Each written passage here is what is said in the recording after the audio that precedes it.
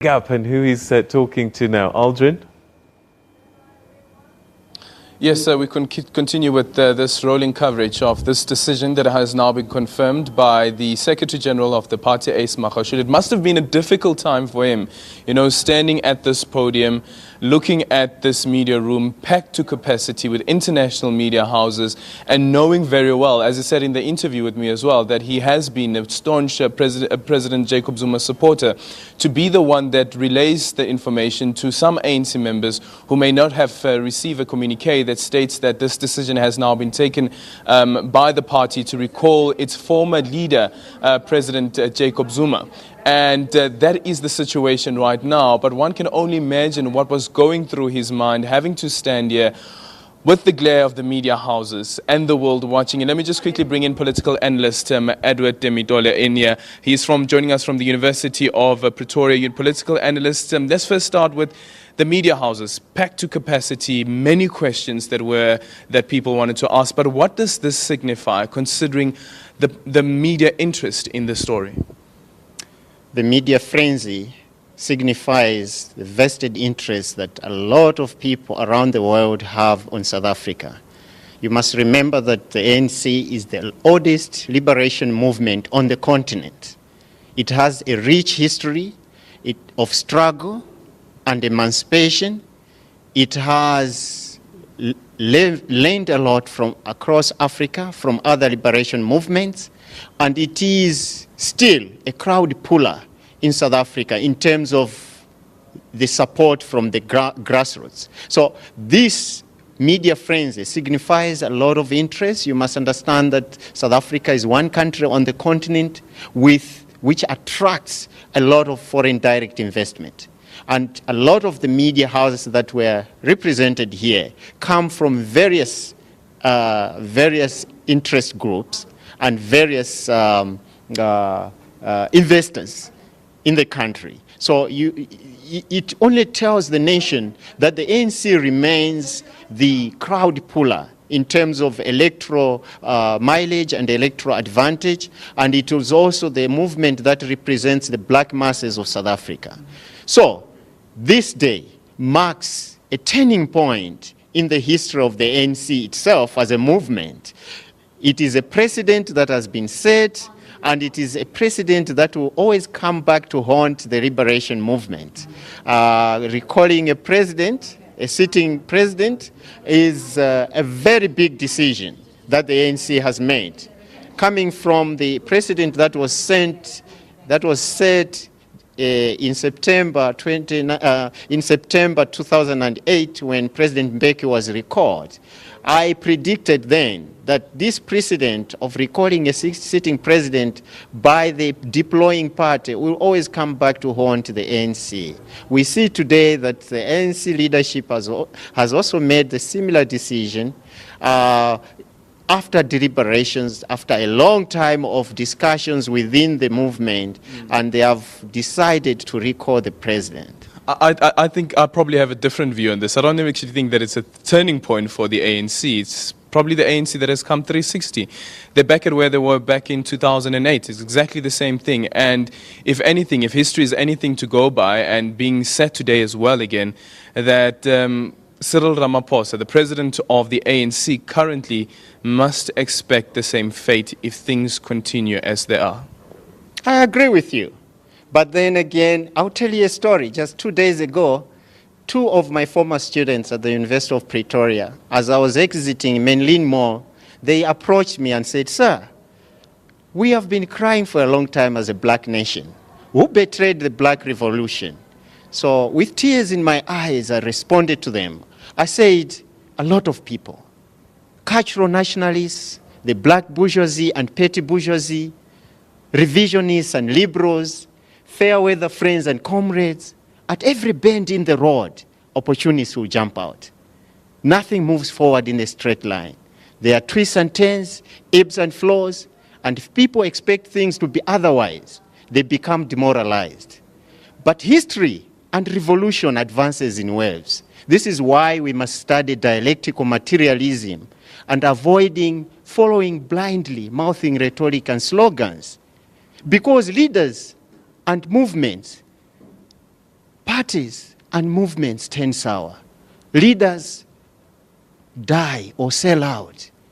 And if we do not have a correct political ideological line, we will get lost and not be able to find our bearings. But revolution is the main trend in history. And these setbacks are only temporary.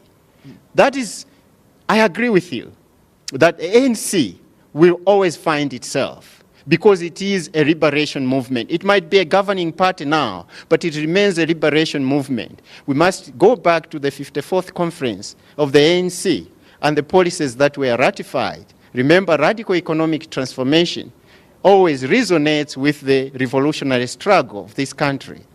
The expropriation of land without compensation goes back to the revolutionary struggle of this country. Free higher education resonates with the revolution of this country. So you must understand that the revolution will continue.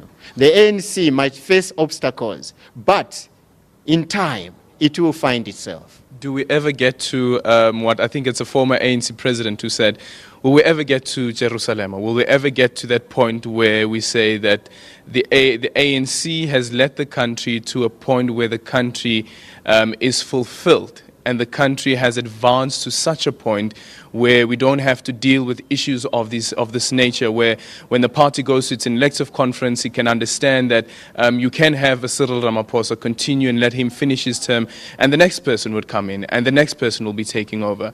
And the opposition parties also, on the other hand, also standing in line, waiting for their chance to access to state power.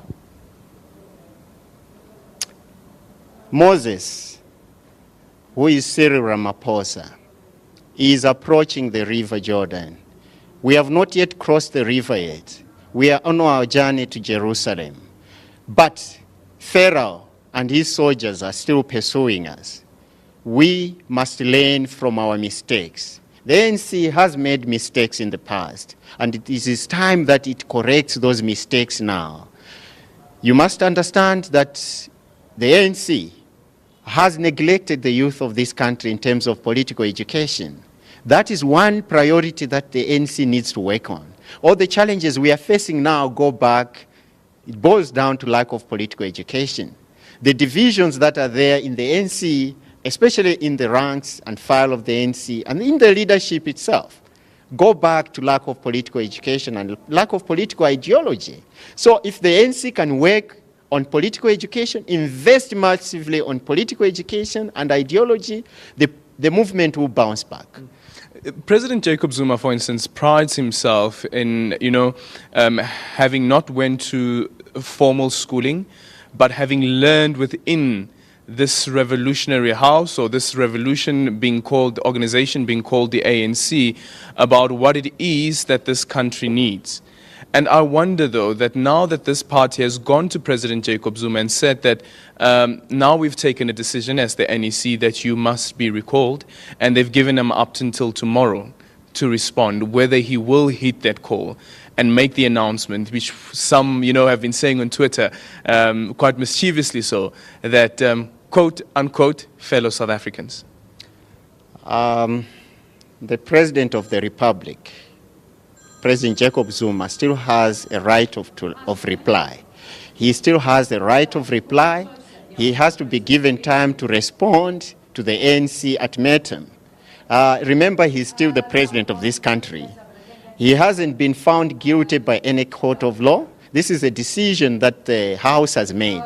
It's the leadership of the ANC talking to the leadership of the ANC and coming to an amicable, solution to pave way so that to try to resolve some of the issues that are there. Remember that we are not saying that Zuma has refused to implement the policies of the ANC, because that would have been one of the most justifiable reasons to recall him. He has not refused to implement the decisions of the ANC, and he has not been found guilty by any court of law. The ANC has accepted collective responsibility for some of the accusations around corruption. collective responsibility. So it does not mean that Zuma is the sum total of all the problems that are begrudging the ANC at the moment. And him leaving, just in conclusion quickly, and him leaving doesn't mean that the problems of the ANC come to an end and the problems that the country face come to an end. Just quickly. No. Zuma's leaving will only signify that he's a gentleman. It's not like he was the problem in the ANC. Zuma's leaving will signify that the party, as a family, has talked amongst its leadership to say, what do we do to move forward as we approach 2019? So it's up to Zuma. This is, the decision now lies in the presidency. Zuma has to make a decision whether to refuse to resign or to accept the decision of the ANC NEC. So in this case, there are two options. He resigns, the ANC moves forward with its decisions. If Cyril Ramaphosa ascends to the presidency, Parliament also has a stake in deciding who becomes president. So the Parliament will decide. The ANC might decide to elect Cyril Ramaphosa to take over, but Parliament will decide. Zuma might refuse tomorrow to resign, in which case we have a constitutional crisis on our hands. Zuma might make decisions because he is still the president of this country. He might decide to reshuffle cabinet. He might decide to prefer charges against some of the people who are, mobilizing this movement of Zuma must fall. So he has still his cards open. So we must give it to Zuma.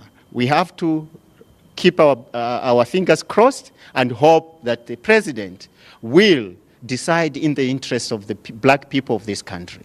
Well, we'll have to wait and see whether President Jacob Zuma does decide what you call the interest of the black people of this country, but also where he will heed the call that has been made by the NEC that he must step down. But what Ace Magashule has said earlier on, that they as the party don't believe that it's revolutionary for ANC caucus, the ANC caucus that is in Parliament, to vote with the opposition in a motion of no confidence in President Jacob Zuma. He also said that the party as well has not yet decided on whether it will call a motion of no confidence in President Jacob Zuma. So we'll have to wait and see exactly how this unfolds. I guess the next step now is President Jacob Zuma's response. What will his response be? Will he step down as president of the country, or will he constitutionally hold on and want to finish his term as the president of the republic up until 2019? It's back to you in studio. Aldrin, thanks very much indeed.